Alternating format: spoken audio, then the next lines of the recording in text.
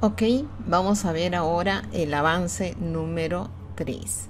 En el avance número 3 ya estamos nosotros en la parte de métodos.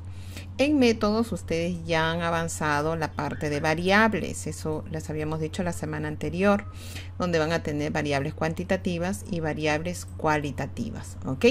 Eso van a colocarlo dentro de métodos. Recuerden que introducción ya hemos cerrado. En métodos, diseño, criterios de selección y análisis estadístico lo vamos a ver en el siguiente avance. Ahora nos vamos a centrar en lo que es población y muestra. En realidad, al final el artículo queda escrito de la manera como tienen aquí, que es un ejemplo, ¿ok? La parte de diseño, procedimientos y variables y población y muestra. Entonces, cuando nosotros hablamos de población, es el conjunto total, ¿no? El conjunto total de los elementos, cosas o individuos del cual queremos investigar, ¿no? Entonces estas pueden estar conformados por personas, animales, objetos, hogares, medidas, etcétera. O sea, es el total. Una muestra es una proporción o una parte de esa población, el cual va a representar a esa población. O sea, ustedes van a trabajar con los alumnos de la universidad, pero no van a entrevistar a todos. Todos los alumnos de la universidad son la población. El sector que ustedes van a hacer la evaluación es una muestra. Hay diferentes formas de poder evaluar o definir el muestreo o definir ese conjunto de personas a evaluar que es la muestra. Una de ellas, por ejemplo, es el muestreo aleatorio. La selección del elemento es de manera, como se dice, ¿no? Todo de forma aleatoria, ¿no? Aquí tienen un listado completo de los elementos, personas, animales, etcétera, y ustedes de forma aleatoria comienzan a hacer digamos, la definición a quienes van a evaluar. Por ejemplo, si se tiene un número de trabajadores de una empresa de 845 empleados, y necesitamos una muestra aleatoria de 65, supongamos 65 empleados. Entonces se colocan unas bolas enumeradas, pueden colocar papelitos o bolas enumeradas de las 845 personas y se seleccionan 65, ¿no? números, o en este caso las bolas al azar. Entonces esas 65 bolas les van a permitir a ustedes definir la muestra, ¿ok? Bastante sencillo, ¿no? Muestreo sistemático. Van a elegir un punto de partida y luego van a elegir, por ejemplo, vamos a seleccionar a las personas en el listado de cada, digamos, de cada 4, ¿no? El siguiente, uno, o en todo caso, uno sí, dos no, uno sí, dos no, uno sí, dos no. Entonces se están haciendo de forma sistemática. ¿Cómo pueden definir, por ejemplo, de 2000 alumnos, ¿no? Yo tengo 2000 alumnos. Ese es mi número de población y quiero trabajar con 100 alumnos. Ah, muy bien, 100 alumnos. ¿Cada cuánto yo voy a definir ese alumno al cual voy a entrevistar? Cada 20. Ese es el número K, ¿no? Es determinar el número de veces que la población contiene en la muestra. Entonces, así como hemos visto aquí, ¿no? Cada 20 ustedes van a seleccionar a la persona que van a hacer la evaluación. Entonces, se dice que ese muestreo tiene que estar entre estos valores, ¿no? Entre el 1 y el 2000, pero cada 20 personas, ¿ok? Entonces ya se comienzan en 18, luego en la persona número 38, 58 y así sucesivamente, ¿ok? Luego el muestreo estratificado, es decir, ustedes tienen la población, supongamos aquí, ¿no? Se subdivide la población en varios grupos. Pueden ustedes subdividir la población en 2 grupos o estratos diferentes.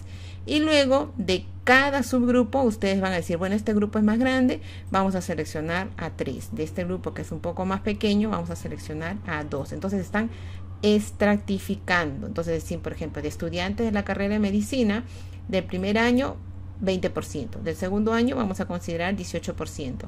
Del tercer año un 15% y del cuarto año un 30%. ¿Por qué? Porque está en función. Aquí hay más personas, van a seleccionar un poco más, ¿no? En proporción. Entonces se dice, los pongo por estratos o estratificados. Y luego tenemos el muestreo por conglomerados. Se divide el área de la población en secciones o conglomerados, porque van a definir o van a tener algún tipo de características, ¿no? Por ejemplo, ¿no? Se dice el consumo mensual, quieren así aquí hacer un estudio de mercado, cuál es para un cierto producto, en este caso es el yogur, de un cierto número de poblado, y quieren conocer cuánto es el consumo por mes. Entonces ellos, de los 120 conglomerados, solamente van a trabajar con 8 conglomerados nada más, ¿no? O sea, van a trabajar con 8 de esas subgrupos, digamos, los subgrupos, ¿no? Entonces, del conglomerado 1 van a considerar así, ¿no? 85 personas, del conglomerado 2, 65 y así sucesivamente. Entonces, ustedes van a definir qué tipo de muestreo ustedes van a aplicar en su estudio, en el estudio que están realizando actualmente.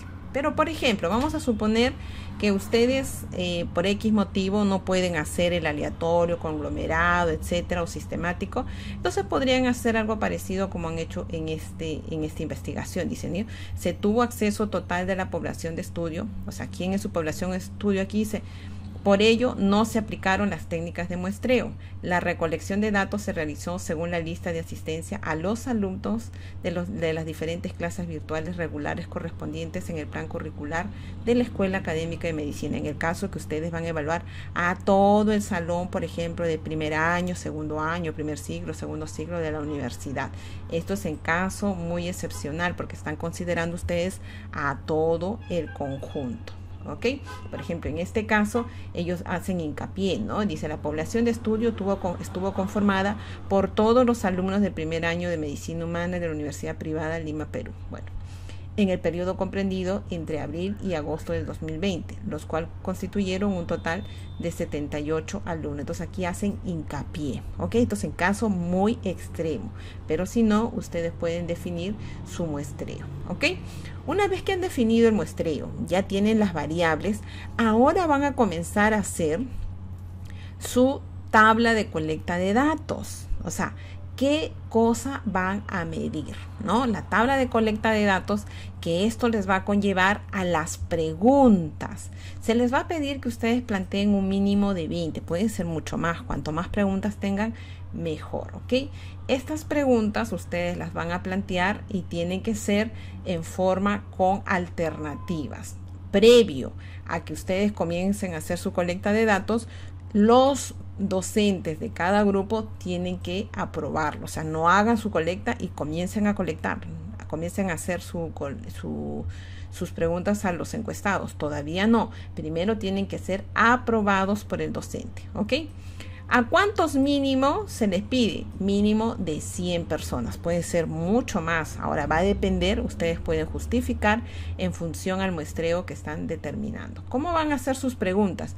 Pueden usar, por ejemplo, en este caso que estamos en modalidad de virtual, pueden usar diferentes plataformas, por ejemplo Google Form, y van a colocar en la parte superior, por ejemplo, el tema que ustedes están evaluando. Aquí, por ejemplo, dice cuestionario del control de voz en docentes antes y durante la pandemia. Y ustedes aquí van a poner una breve introducción en unas 4 líneas máximo, porque van a enviar a la persona y para que esté enterada de qué se trata.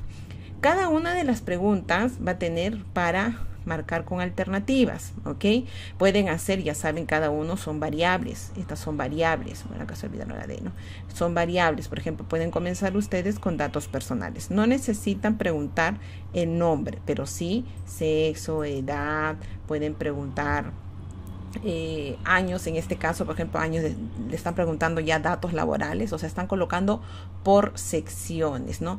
Horas dictado, números aproximados de alumnos antes de la pandemia, post la pandemia, por ejemplo aquí, ¿no? En qué grado están estudiando. Recuerden que cada uno de estos es su variable, ¿no? Ya luego que han hecho la parte de datos personales, datos laborales, ustedes van a organizar esas secciones en función a lo que ustedes necesitan colectar de sus entrevistados, ¿no?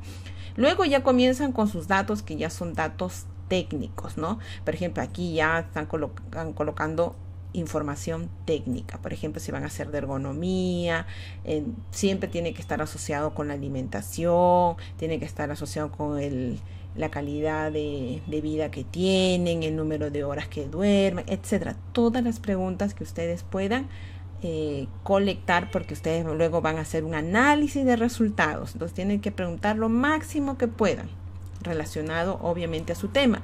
¿De dónde van a surgir las preguntas? De lo que ustedes han leído cuando han hecho su colecta de información, ¿no? De su estado del arte. De esos 30 artículos, ahí van a surgir qué es lo que esos autores preguntaron. Igual ustedes van a preguntar qué datos usaron. Ustedes también lo van a usar en cada uno de sus cuestionarios, ¿no? Ellos han puesto, por ejemplo, influencia del medio. Ustedes pueden poner diferentes títulos de acuerdo al estudio que necesitan y están realizando. Por ejemplo, aquí hábitos personales, realiza usted un micro descanso, sí, no. Sean preguntas que sean muy claros y legibles para las personas. Por ejemplo, aquí le están preguntando detalles previo a la pandemia y durante la pandemia, porque todos esos datos luego ustedes lo van a convertir en tablas, en figuras, etcétera. Por ejemplo, ellos han necesitado evaluar algunos parámetros, ¿no? Y pueden colocar, ¿no? Si dice la gente me oye, nunca, casi nunca, a veces, casi siempre, siempre. Pueden armar este tipo de preguntas también, ¿no? O sea, lo más sencillo posible para que la persona pueda responder y ustedes tengan la mayor cantidad de información.